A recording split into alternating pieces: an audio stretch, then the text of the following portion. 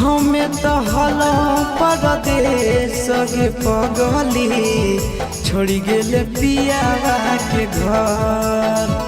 हमें तो हलो परदेश गे पगली छोड़ी गेले पियावा के घर। तनी को न कहले हमर आबे के सबर, तनी को न कहले हमर आबे के सबर। हमें तो हलो परदेश गे पगली छोड़ी गेले पियावा के घर। हमें तो हलो परदेश गे पगली छोड़ी गेले पियावा के घर।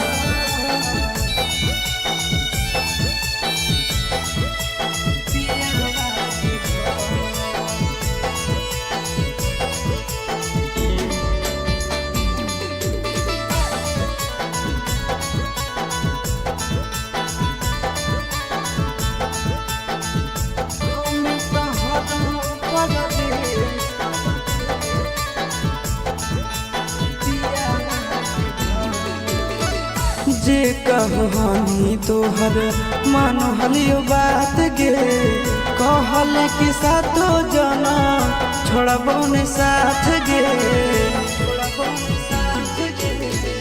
जे कहनी तोहर मन हलियो बात गे, कहल कि सातो जना छोड़बो ने साथ गे।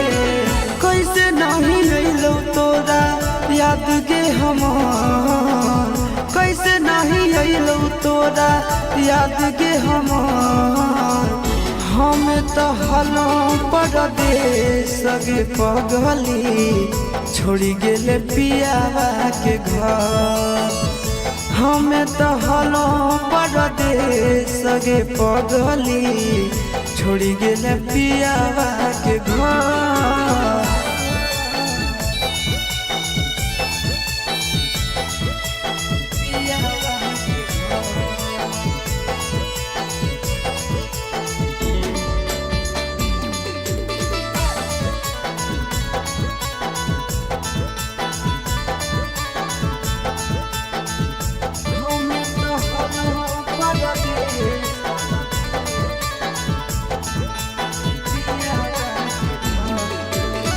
संदीप गिरीश बतलिको शादी के खबर गे, ससुरा में खुश रही हो दुआ हो हमार गे।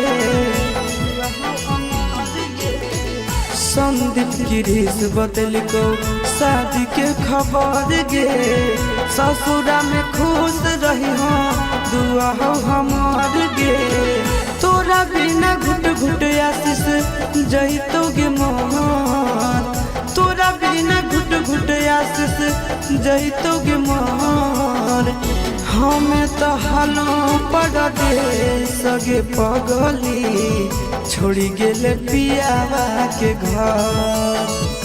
हमें तो हलो परदेश गे पगली छोड़ी गेले पियावा के घर।